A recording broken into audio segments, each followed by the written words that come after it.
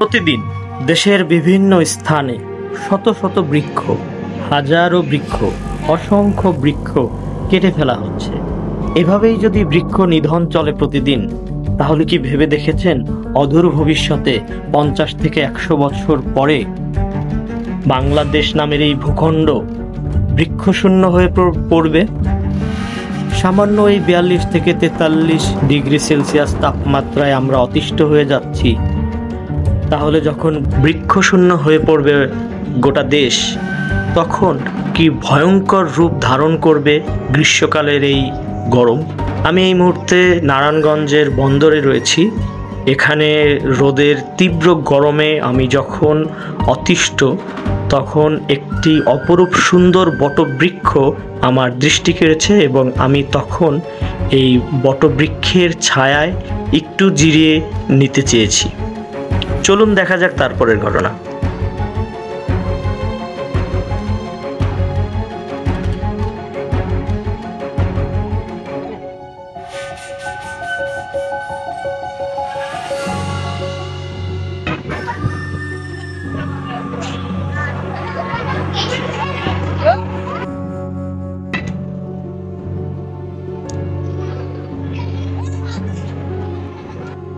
Alright, আপনারা এই মুহূর্তে দেখতে পাচ্ছেন আমি আছি নারায়ণগঞ্জে। এটা হচ্ছে বন্দর এবং আমি ঠিক দাঁড়িয়ে আছি এমন একটি প্রাকৃতিক সৌন্দর্যময় একটি জায়গায়, যার পেছনে বিশাল একটি বটগাছ আছে। আর বটগাছটা দেখে আমি আর লোক সামলাতে পারিনি এখানে আসার।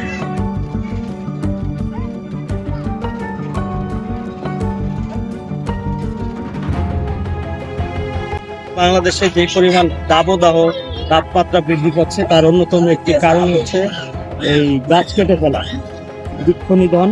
এবং আপনারা জানেন, কিছুদিন আগে আমি আরেকটি ভিডিও দিয়েছি, সেখানে একটি পাখির বাসা ছিল একটি গাছে, সেই গাছটা পাখির বাসা কেটে ফেলা হয়েছে, যার কারণে পাখিটি চরম দুর্ভোগে পড়েছে। 3টা পাখির বাচ্চা ছিল, 2টি পাখি হয়তো মারা গেছে, আর একটা আমাদের আশ্রয়ে আসার পরে আমরা সেবা চিকিৎসা খাবার দিয়ে কিছুটা সুস্থ করতে সক্ষম হয়েছি। এভাবে যদি প্রতিদিন মানুষ বাংলাদেশের বিভিন্ন প্রান্ত থেকে হাজার হাজার গাছ যদি কাটতে থাকে, একটা সময় তো পরিবেশও নষ্ট হয়ে যাবে। পরিবেশ নষ্ট হলে তো আমরা নিজেরাও বাঁচতে পারবো। আর বাংলাদেশে দেখি বিভিন্ন যখন গরমের সময় আসে তখন বৃক্ষরোপণ করা হয়। তো একটি ছোট্ট বৃক্ষরোপণ করছেন, সেটা এরকম একটি বড় বটবৃক্ষ বা এই ধরনের একটি প্রাপ্তবয়স্ক বৃক্ষে রূপান্তরিত হতে কমপক্ষে 20 বছর তো 15 থেকে 20 বছর তো লাগে। তো 15-20 বছর পরে যে সে এই পরিমাণের একটি পরিপূর্ণ গাছে রূপান্তরিত হবে।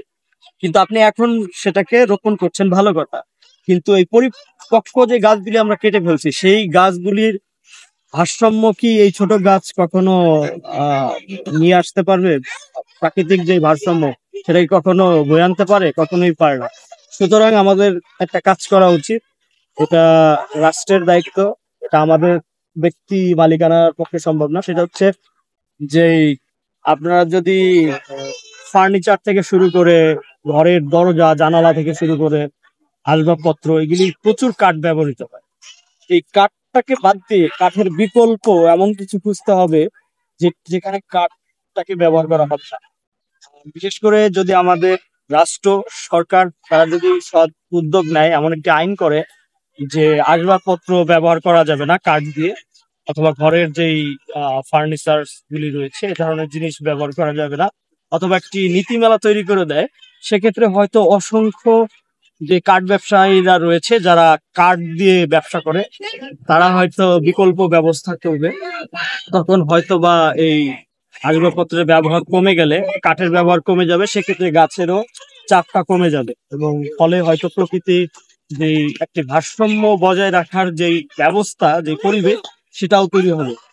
তো এখন বলবো যে আমাদের নিজ নিজ জায়গা থেকে আমরা যদি পারি এই প্রকৃতিকে রক্ষা করার দায়িত্ব আমাদের সবার, সেই দিকে আমাদের অগ্রসর হতে হবে। শুধু সরকারের একার দেশ না, প্রত্যেকটা মানুষই আমরা বসবাস করি, প্রত্যেকেরই নিজ দায়িত্বে এগিয়ে যেতে হবে। আর আমরা চেষ্টা করব গাছ রোপণের থেকে বেশি গুরুত্বপূর্ণ একটি প্রাপ্তবয়স্ক পরিপূর্ণ গাছকে কেটে না ফেলে কিভাবে রক্ষা করা যায়। আসুন আমরা সচেতন হই, প্রকৃতিকে আমরা সাহায্য করি, প্রকৃতিও আমাদের বেঁচে থাকার জন্য সহায়তা করবে। প্রকৃতিকে ধ্বংস করে, প্রাণী পাখি পশুদের ধ্বংস করে কখনোই প্রাকৃতিক ভারসাম্য বজায় রাখা সম্ভব নয়। এবং প্রাকৃতিক ভারসাম্য যদি বজায় না থাকে, তাহলে মানব এবং সৃষ্টিকুলের যত প্রাণী আছে কারোরই বেঁচে থাকা সম্ভব। ভালো থাকবেন, সুস্থ থাকবেন। সিলসা mother time with another video. টাটা বাবা।